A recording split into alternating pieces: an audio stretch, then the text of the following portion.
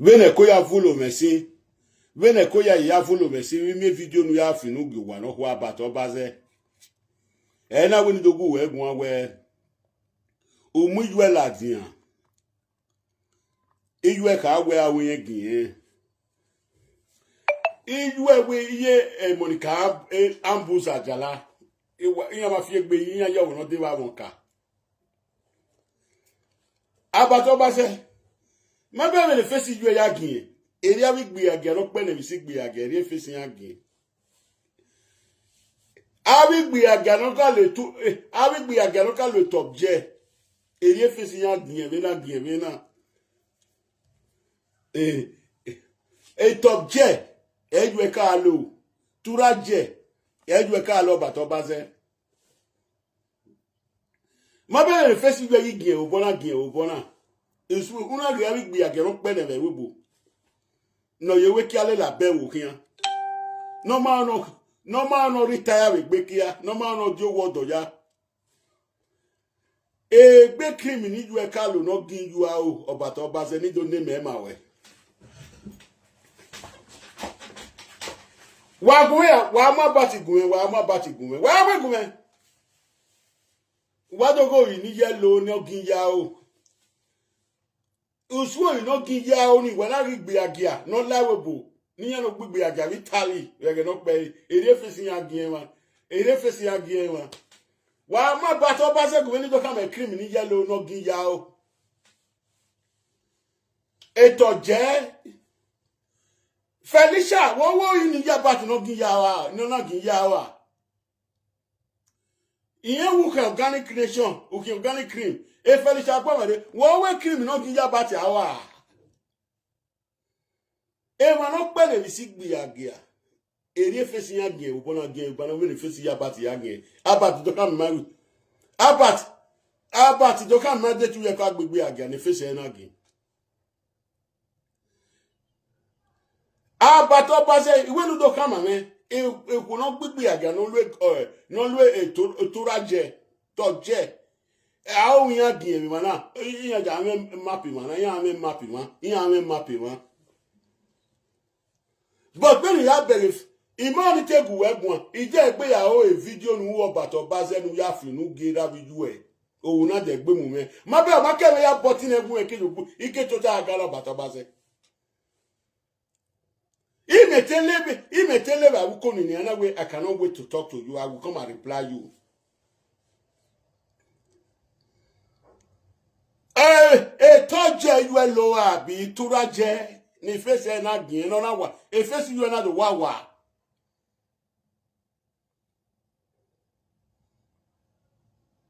But Obazee, wa mo egun me. Yo ni wa share video na. Yon wa show case won agwa bati gwan ya wa gba bati kwere utana ya yagbon kan But Obazee utana ya kama we mo new generation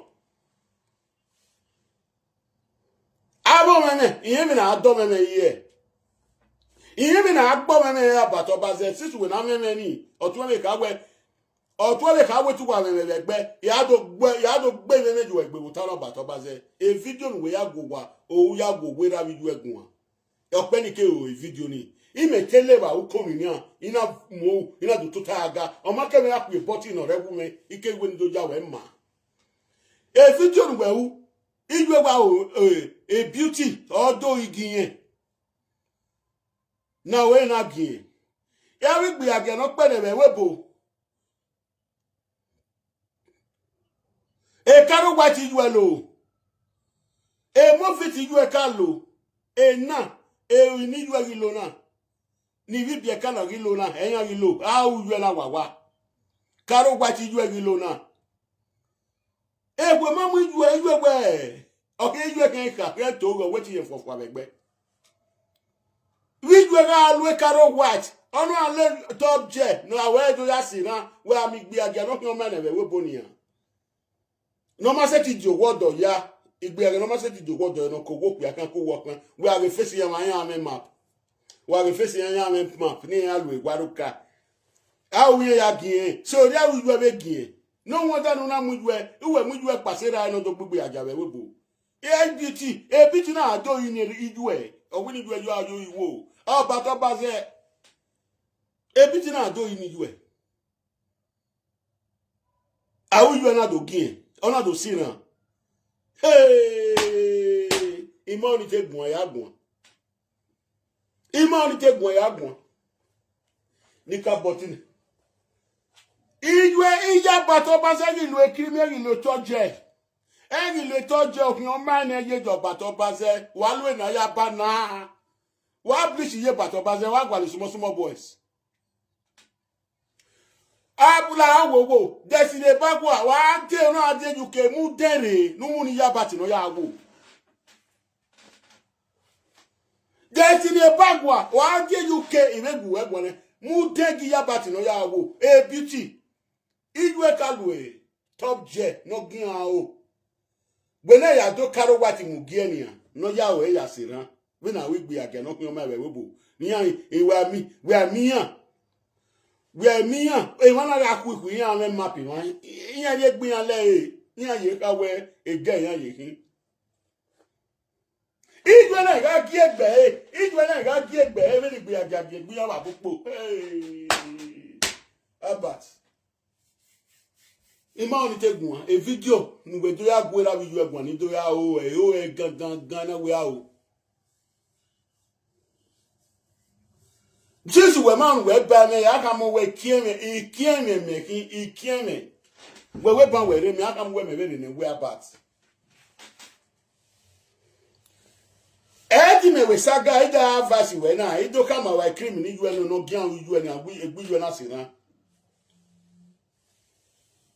e me we ni do tama we Felicia intewu working okin oyine iyan we work iyan ne iyan we beauty Oya doyi ni yabati ya we face. O wa ke giere, o Nigeria we ke giere. O we beauty to doyi ni you we. Not that one under 16 we bo. Awege mi ni na logo ni jo na aju gbagwe. O se no na ya je top je wo no gian o. Eh. Abatu na adu na do disgrace ni ju we. Una dori disgrace ni you top job ni you are ogibe se we ponian una mu you left pasera e no da gbigbe agawe bo biti na adoyi e biti na adoyi ona doyi o you yo iwole tu wisi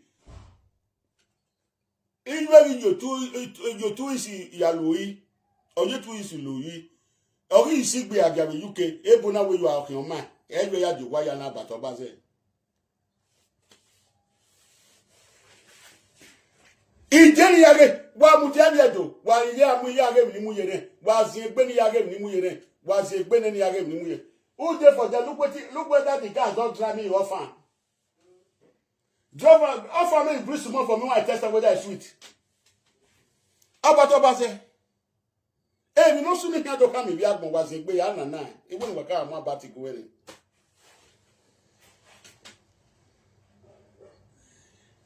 we you sisi gbe aga abato baze tu enough for no rakari you ona fi bokia eke bo mago manye wo re dake tu eno rakari you iyan we to gbaka we yo won ya de se mistake igi na ya shefi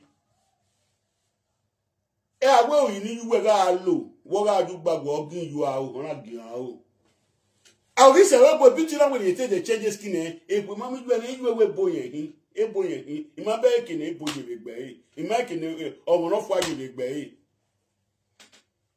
about imare o omo imare about iwe ni wa do drop ekere no make na me nwan because ima drop enu enia ima drop ekere ope ni ke boss senu esike no we ade ina boss senu ena we ni do drop ekere Ima oni do tale no bugbe ni akere do drop about fe ko la wa no si bi edo aye Destiny bagwa wa ke Nigeria day la du demure nu mu ni ye o bato baze ni ye ya wo ni ye ya wo na o ni make na ri ekugbe o ma re ri ekugbe ni an iyan with ye bat ye kwale boyfriend Oh, let's say that party in Nigeria. When I be the no human give me monopoly, and give me period, you know, now you am go young when I be the Bumako. Eh, one of we get young, but 2 weeks here are you. That is what a cream near batty here low, near back to make an half of one. Hey, father like me. Only like me now, I'm not the union car.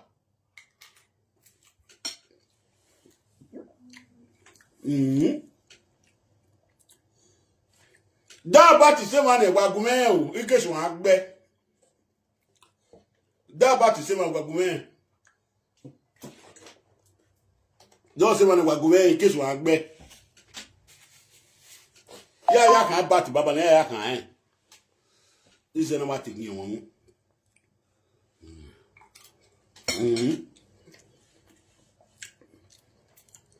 She said January. Oh, we are killing the saga who killing the saga. Eh, Baba Bati. Eliona Masuno, what can we do? No man yet do not know soon we do. If we are not doing wedding, you not do money. Una do you do a man to disgrace you about Obazee. Una a very guana man of Pue, it be a galopin man of a wubu. Area a mapping or Raymond Ava, near Louis. A mapping or Raymond near Louis, or how you a car look backwhere.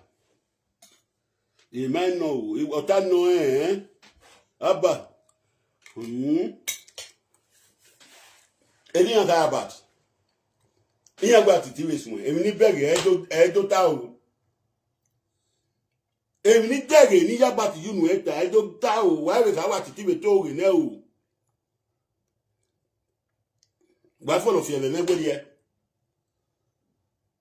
gba fo ya do te mata unu ya gba ti now o we bi ti odo yi ni ente we Felicia agba ma re odo yi ni owo yi mu bie Felicia we yan mo yi ne o e beauty Omo igi ya bati etura akalo we Nigeria ge no na aju gbagwe awe na gbin o bona e mapi na igarema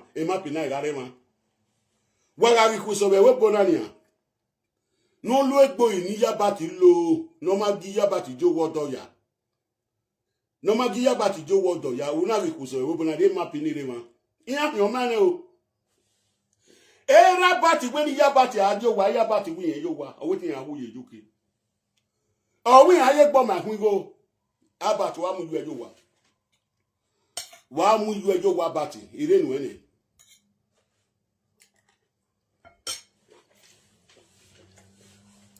It didn't win it. Well, I have to go when you may go with you, man. Came in one room. Me, I told you, me, I do when I have to hear about it. I'm a bio. Ukele ya do giju e magbon me gbegbe ni ado ya giju e magbon ni abato Obazee iwe na ga mu pe we no si na la ni ano ekrimi mo buju area o mo go area ne ekrimi mo awu area o ri to ku ba we map gele ma South Africa map Abidjan stamp irobona. Ona ye we ku ni wa bomu a o. Ado yene igogo ma fo e wa. Ado yene igogo ma fo e wa ma be wa bi du e ojo ye bu wa ma na about Obazee. From January to December ke alo wa bi du e. Deje gbe no. Why me no Manuel nia? Why me no Manuel? Even if you a boo or denu lawa. Hey, ya wa me face ya but Obazee na. E tojo gbe. Me ja we Felicia agba mo do mo igi e. Me ya gbe okoto e beauty. E beauty o to but Obazee na ade krimi gi you anywhere ya also we UK.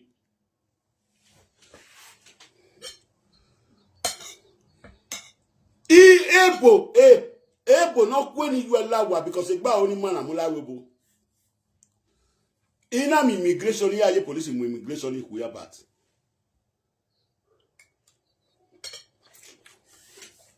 Idu egbe America ya o la airport ni ona ma bere wa wu US na. Cause ebo ona gada re jijola bega wu US ni wo mo la play. Eje lawa. So America you ya deceivable ni you na la webo. America you ya deceivable ni you na la webo. So a bit na ya doing mu ni you e. Ni you make na bleach, no make na use igbe agia. Abi? Jabenya etu oridu of a weight of your boy kia. Abat udokporu no sugbo me. O wali me na me one room mi ase mi ayedu. We na gaju nu gwe. Unu no anu yagun ani una ya apa misika ko wali mi ase we da no go. Nu na gbetu we ni etu we ni wa gbe. Ukedogun egun ya gbetu we ni. Because awe to no ru agbon me ri oye we tu we no ru ju akara. Awe eto no ru agbon me ri oye we tu we no ru. Owe ri oje be etu we no ru ju akara no fi boki awa popo. Wo mu ju ere. Gbodo gi e mama we to se ma wa o. Emi tana mi o somu ya si won le lo wa. How you were given igbi agero pelebe we bo no itukuba won no lori karo white. E karo white yan ye luwe we na gun ana. O ma ki fiti juwe. O ma ki fiti juwe you na e bi we na gbe. E u de ya we le destiny bagwa side Esther wa ke Nigeria de mu den le gbere u gie ma megbe. Prophet Atiti u den we ni mu gi ya bat no ya wo. E na he o. Mamu de gu enu ya wo abat iyeze gbu e o marinu iyeze gbu be social media na wa mo de gbere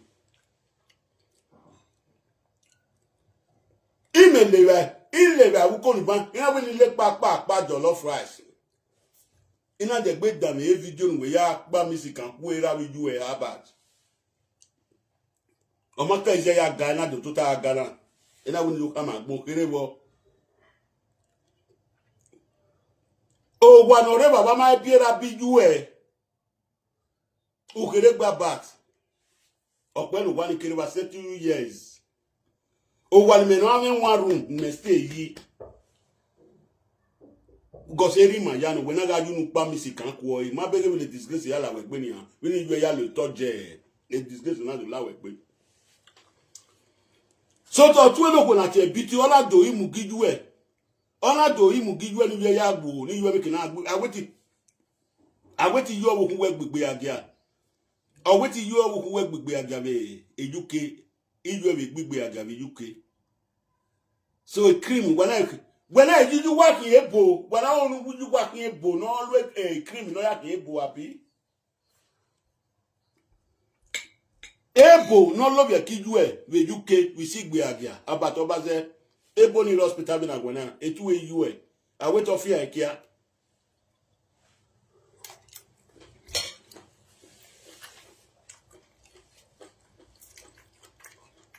awet we oju awet awun saro is one sir abat we have him go with maybe obuji me okelegbe ya kan we o gbe ni me se na mi agbera wan ji me gba o ba ni egbe na aju nu we pa mi sikan ama we ne unye yo na kon e bra no ma se di pa kan no ma se di gbe to agban mi ro agban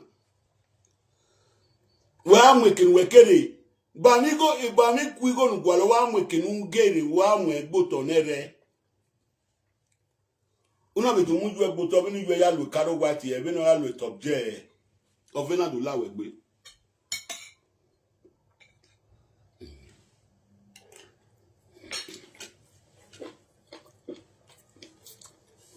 wa go ga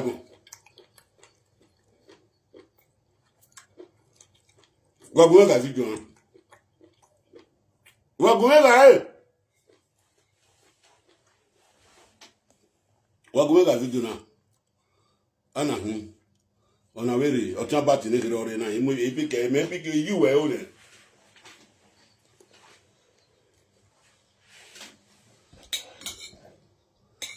Yoni medenoni.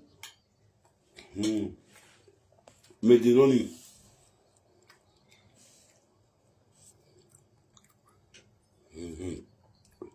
Mujane o ma send me request na kadam ya. Hello. Washa shop. Call you no give. Domo sa. Wato. Ate sete. Any gonna give. Wele fa na mote ya legbe. Arenika o. Ofe wa yo to bo ebe muje la de. Ele we dey ma only take ye magbo ya do give ye magbo no see na we ye lati na. Kaka bo wa dey important. Uwe mo gwa give ye magbo ni ha kere we ni do give ni ha. Iwe ni do give kere o. Ka kwa pa ma oni degbe ye me. Avesta Destiny Tony Bakapa Tony Kabaka e Boston e chaba ma oni degbe ye wonu ya do give e o. Wa e me meje e o. Iseti go se abato mu je gun na. Kaka bo. Awe mapi no ra wi ye wela ro ko so pelebe webo. Owo pa pa South Africa. No pa. No pa le Senegal. De gbeta be ya ta je de gbeta. Owo pa South Africa no pa le Senegal bi e papa ko. Imere ni ha o, imere o ikan ti are. E ma fi aro ni boto. Abat. Igwe ejesi de bagara ga ke Nigeria no do them give you. Kakabo very important. No way very important. I will na we e ko baba take. Important o ma don yo do. Abat igwe di bagbu inu e na ma ni are o. Ma ni are. Dunu ye mi are. Igwa bere we na we e o Abat ve de fe chapa Atiti o. Ogo de no gba Abat ve de pe. Lawo de bi o de bi o resta no de bi o we ya ri won Leicester compost. Ogo no gba Abat de fe chapa Atiti. Abat awe ebo ni yo mu wa pupo mi UK. Wa jegbe wa dani o ma de gbe sun na wa mi ma de ma we de gbe de bo itala wo pa. Wow. Yawe na osaneki ma yuwe fi omo no ma enegbe. Igwe ni do ka mu wa be ya wi Abat ya gbin e. Igwe ni do ka mu wa be ni awi Abat no se na wi Abat na gbin. Okay. Listen. Woga arogwa, woga aju gbagwe. Ona arwe top je.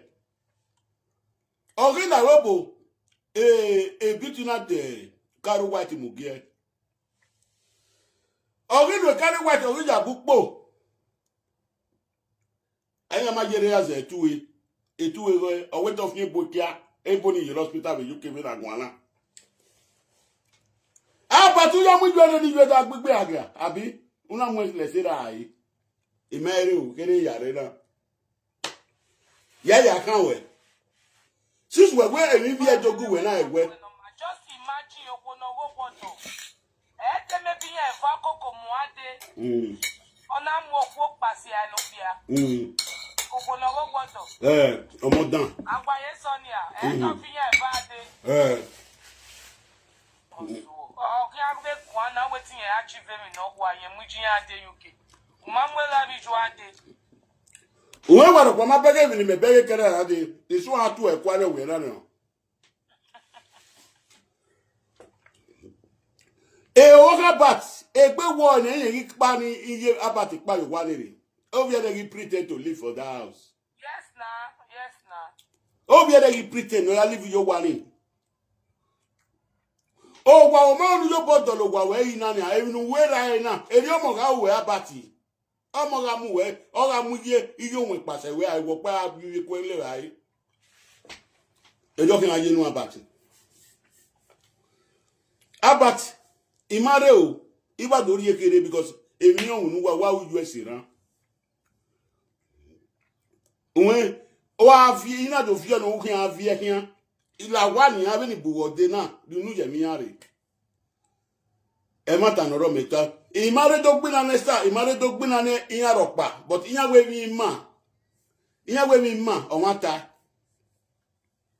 Where me do na agbona ka we me ma wo ma dan. O se ma yakin but you know je mi are. Ye tapini no we kakala la video do data lo. O no da won bi la video no data lo ye gbe tapini. Ina ga agbon adam yo me. Ekere iwe ni wa game no se na wu yo na game ekere wa do gie wo. God, ijwele kaka we bo aga atin ye. Ije mi. Iye we bo, iye ba to we bo aga atin ye. Aye ba to we tore, iye ba ti na we tore. E mo ya no bi e me ma me no fofa we gbe. E mo ya ni e bi e ma me o pa no fofa wo. Gbe la bitu no we le criminal bitu ga lo. E criminal bitu lo Italy.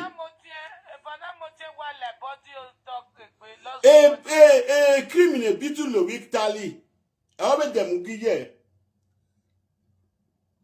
Iya party when awe ya gie when the top there ya gie awe in Nigeria.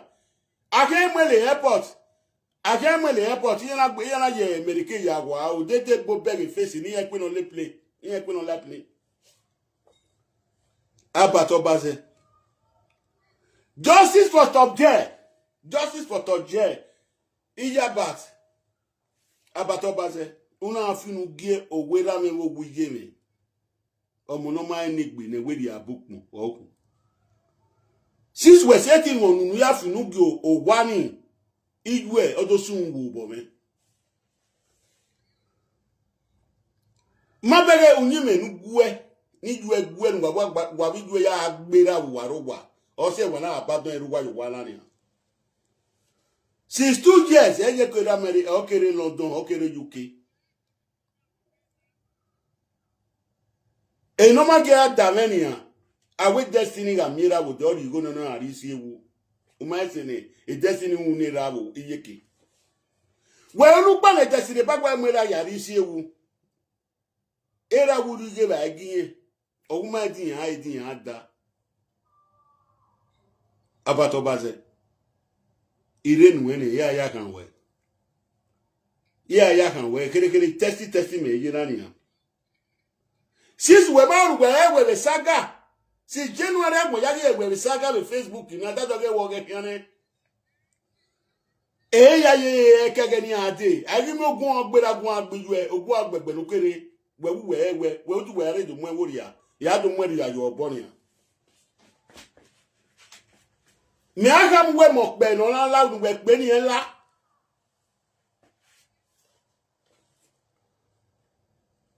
Are re mu gwe ni yan, a we gba we ba ni yan.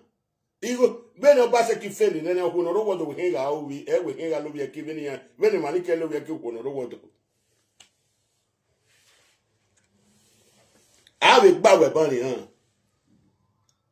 Una mu ye wo kan adi e wo bu. No do gbo olojo una we muju ade no do gbo olojo de crime ni yawo kun we lodo gi e mama ugogi ju e mama top there you lo ni yawo kun we lodo ki am ma we criminal lo do kan mi ma abat won mi e ma oni je gbe ade to we video we ni to ki ju e ma gbon because ya do amopi e video gi ju e na da amu e ma gbon we na error ni wa video e make na da amu e ma gbon we na wa ru koro abati imam je gbe la dan ka ko pa abati la wa o because ina do gi emi tebi no emi tebi ne ki an fe ko we no gba ti ti o se ti wa do won na o wa do gi o wi aso ki o gbe atiti do gi ro o gi ju e do gi magbon e na woni ka do solo se do ne solo o ka do o ka yin yan na we but iman gwa le be yo ni an face your home ki na ma o da ke na mo we na bi ni da do ge ma o da ke na mo na bi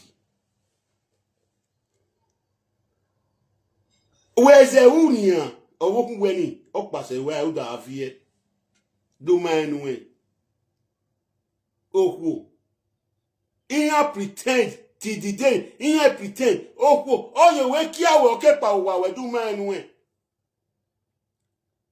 Maba who we no pretend ni. No pretend nu we ni wo wa ni. We ma we ko e dia na pe. Oh, you wake ya said no pa we do man we.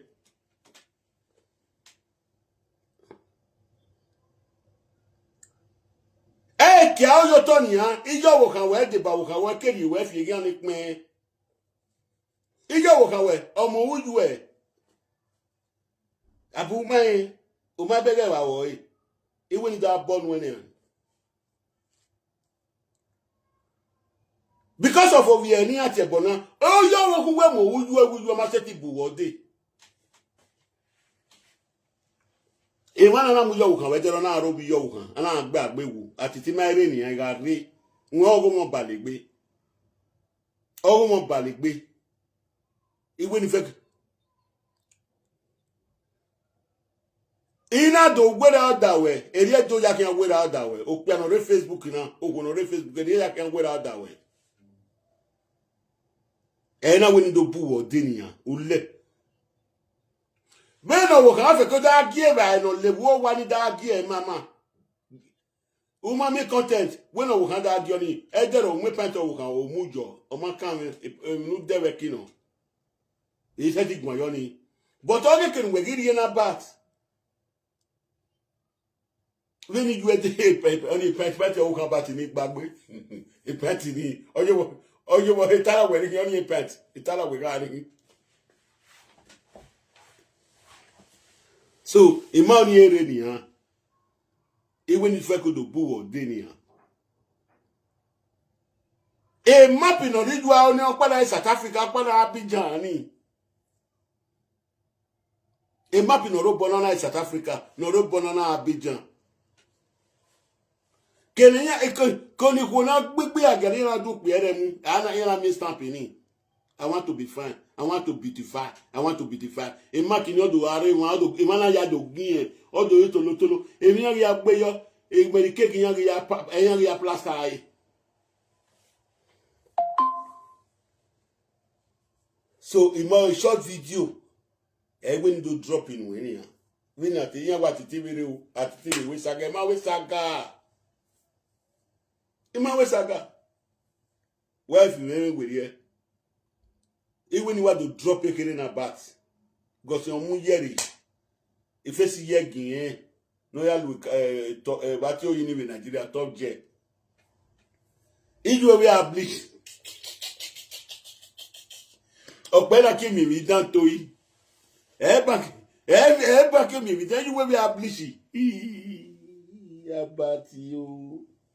If you are a Louis, no ya we kiss a savior, a kill pala one. Imani egun ya gun afi egbe ina gun wa afi egbe kere itru kere ni wa do drop na imame ya me phone me that video me na agere on you make him mawe who are you koro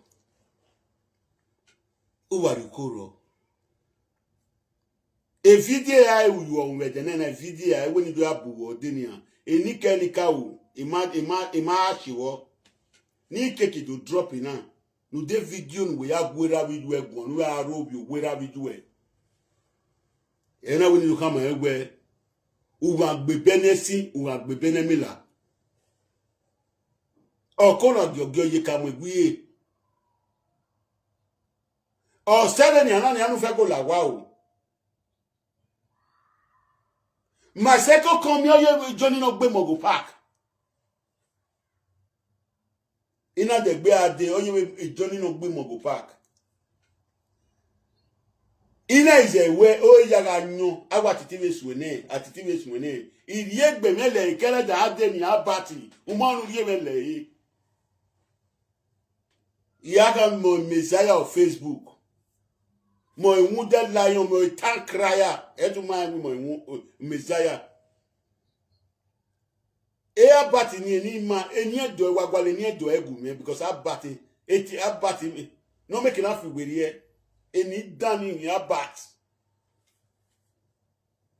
e me ba we bi omo mo abati ne abati ro pa ni eni no matter eni dani dana mi Imere ni awo. Igwe ni fẹ́ kó dori ekere nu e. Kapo epa. Sun awe mi obe.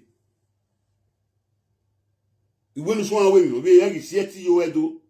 Egi si onyanga yo edo. Egi si oligi yo edo.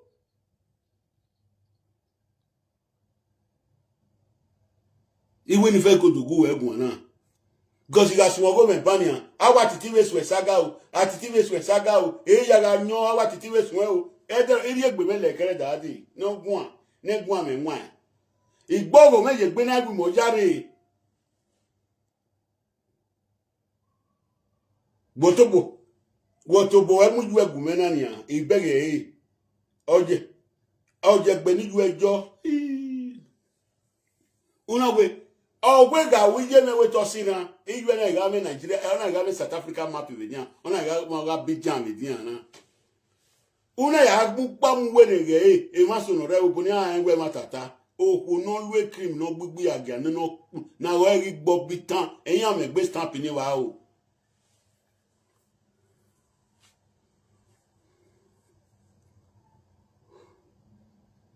unwe ye abati gi talo ye abati unwe de pe we na megbe gban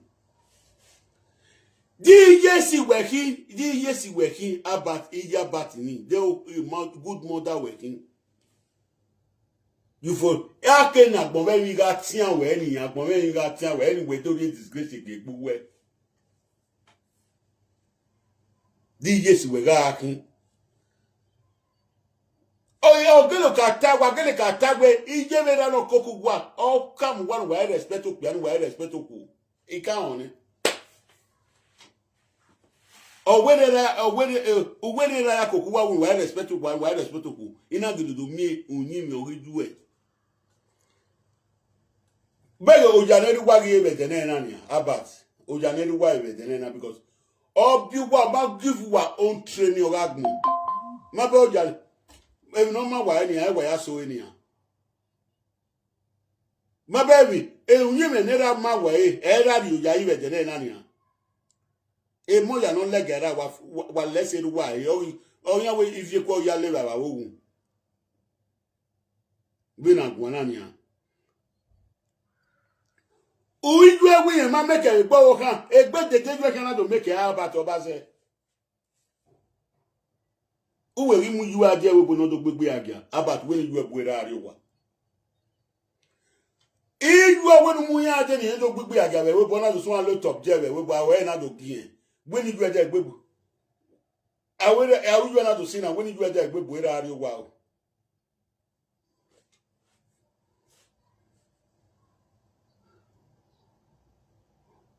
una mu yu ade obu no do gbegbe agia e bitu video we gien awe na gien awe iye tolo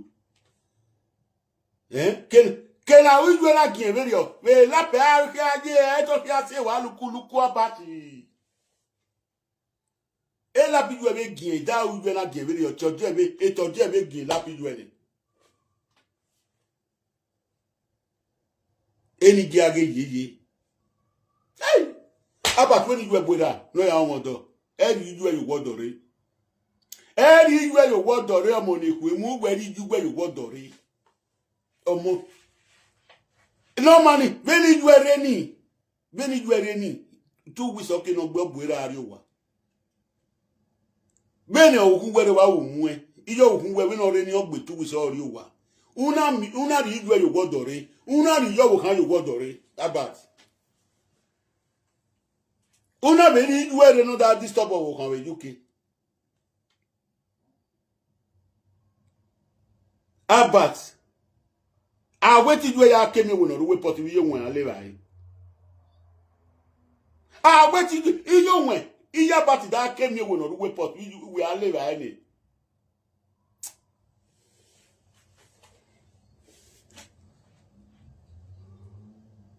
the other day iyo won kan ri bai ni ju e ona ri bai mi wo pa yo na so avie abat Iju e won do wa una ri iju e pa wo do re no I respect the family when you iju ari ogwa niyan even agboma berry kere daddy fe ko feel e kware ni agbon berry ni even agboma te on kere dadu nu ran ya we we yowo ka bati yowo ka bati ebonu mu ki Nigeria adi ni do fa olisa wa yowo ka bati ebonu mu ade nu mu ade wa bati mi UK ni do kama ikunu we bonia imani igun akadoni wa respect egbo wa veritana o ge meta spiritual me ya boni ya temi ya no sunu na ni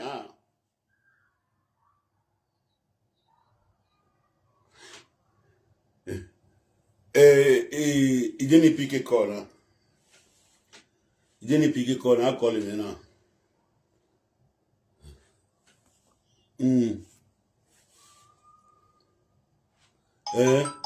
I call him now. Didn't go on. Hello, G. Hello. Call G. Hello. Go G. Hello. Vamos a. Call G no G. Wait till here.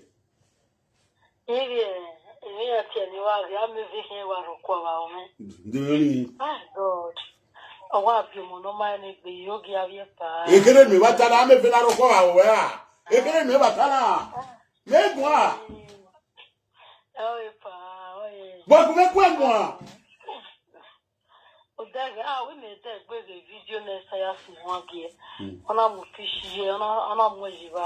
Then is your way I have my pa. I'm with you one like around me. About your magnum, about a suno. Oh, one joke only one user for nothing. Oh, where he bullied baby, he bullied the way the woman. A top jet, a ya bully, a top jet, you can't look at Nigeria, or you got you backward. Better was a lot for me to ralo. I want to get ya bully, but I went out to see now when again. Walk out the airport with our Jerobo, you know, waiting at American Plaza or you do them, a book and queen of better, a jet in the backward, I can't do them who give you back to no yahoo. I know because Monobi was Janoyo and nothing. He has been a federal day, no Yazoo, but Zoo, Malawa. Then I have Babati. Like very only one more time, a red man. Or so we had to go Sovena. Vision of America, only had to go. Only a video message on Genesis, only had to all I want get without that, yeah. Courtesy, we not do courtesy, you not do that existing we can win me, you know. Any time we love you to me.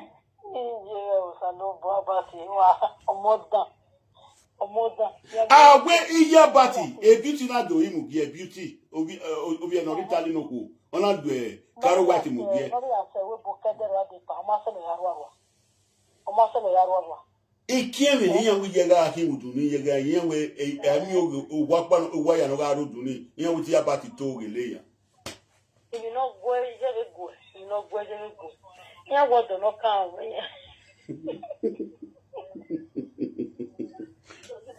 I mean, you're going, you know why I'm your journey, I don't know what's a lemon. On our very, why the dead warriors are a whipple. But one man get the day. We are waiting day. A map in South Africa, Robopa, or Abidjan, I got Robopa. The dead will look on Mujana doing it. Look on Mujana. I was super UK. Akara, we take to no gear of your book here. Or hospital in Aguana. No, you me. The man you're a born in one. Oh, my, yeah, said the gear. I'm making a damn you. Oh, Janovier, Abat, Iman, whether you game away video ya party, is baby game away money game money, Imani game money, I went about to Feco la wa. Abati la wa. Abati la wa. Igare for second Johnny. Igare for second Johnny and your pay by arena nia. Gbenegbo elegbe abati gbenegbo elegbe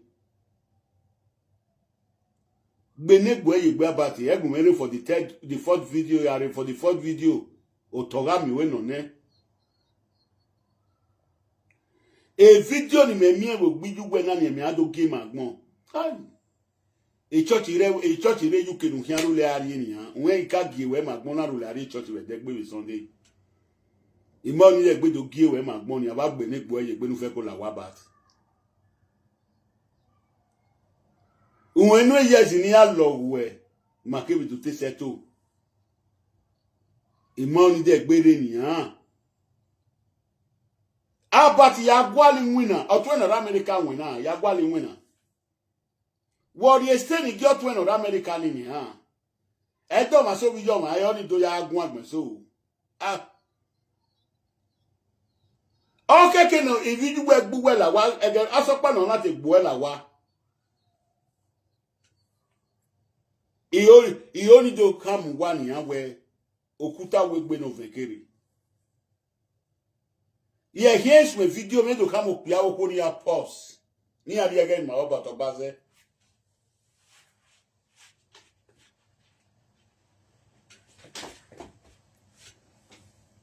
Yeah.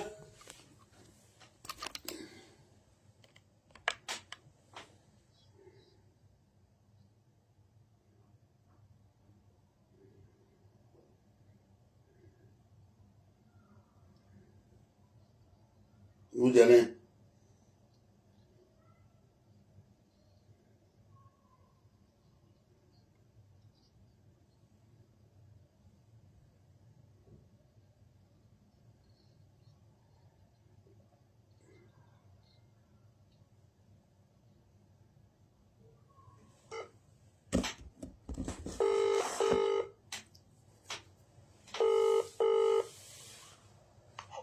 Oh. Mama Gumegua.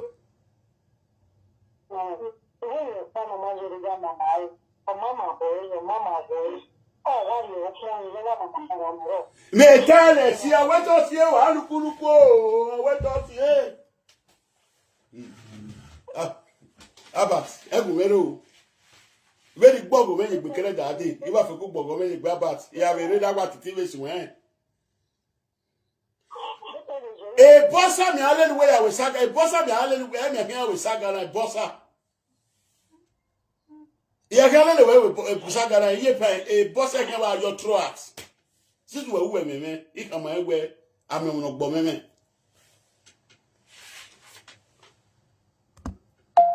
But we are women, una women, I'm not bombing. Do mine way. Una women, I'm your bomene. So I'm not seeing any ye boss as in Lily, ni adu ya boy de degbe. In your pano, he had your boss as here, but I pay cannot be gone, Roy. Matter where your boss as.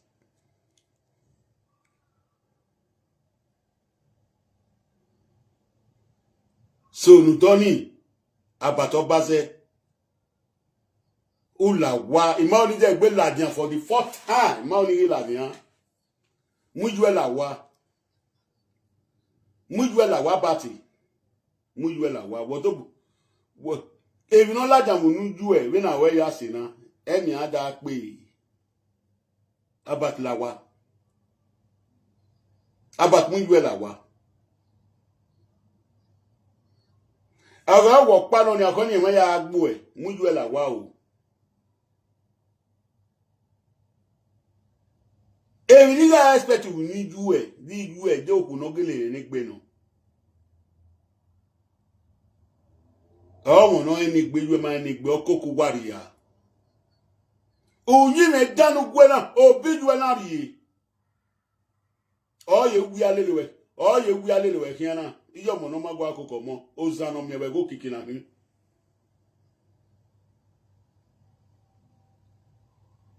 Iyo mo no magwa akoko mo ozani amie e da ari e de be gboma. Ozani amie na hin. Eju edu mie na ni. Abat Lijuela wa Dimo we e mata no de gbela na Facebook ni ayigun ayiro But urewo na amigo megare UK ena bata umebina ya mwina igo ga ikere gbenu pia mi UK 4,000 3,000 inwina le mu we Facebook abat agbon we yina ni abat agbon we yina ni abat evanene bebe UK yen yiseti mwina ama we no mebe inwina le mu we gbene wunye igbovo agbo abat igbovo kan agbo. Give me some more. The rice sweet. Okay. Put some more down. Okay. We can sell food or don't. It does. It be like it does. We can sell food or don't. You know theirs? Okay. So about. Even very nani ya. Edogboni bowa ye edogboni na mo wa eyan ya be vi we nesi wa ti temes we saga ti pe we stop saga ni saga re do ido kwa bat ye mi dan re mo dole yan yi mo kun yan ye mi dan re mo fi yan re we re yan wi yan meme ami won gbo meme ami won gbo danyo abu wa maji me o imare to gbina no woro pa but iona emena o tuagbe iona yunu eyin ni ye na ruwo eni oyi meladi an we ni to gwa batigun.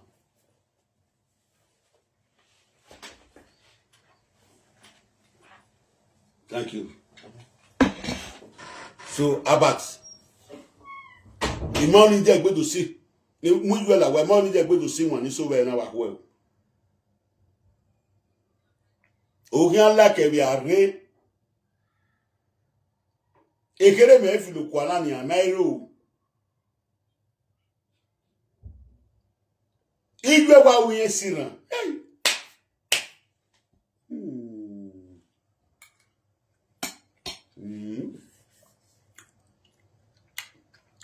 wa wa agusiran ma mi no ga ka wu ni ma we ma ru ni no wan is one we ko ni re we bo na we yan gbin South Africa la we yan Senegal la we yan e crime ni ya deceive bo wa popo o gi ju a o na ru ya na se ran e bo ya owo wi ogan yan e bi tu te je gbe je mu gi ju ni ya owo na ga owo wi ogan we na wa we gbe sai ni ni ya awo ma ki tete ogari abupo gbe mari keke yo awe go bi okan sika gbo fu ju ye mu yan gbe ni ju epuera re wa eri e ta se wo tana wa ya kin wi e ya je gbe mi ewe bo wede ibu wede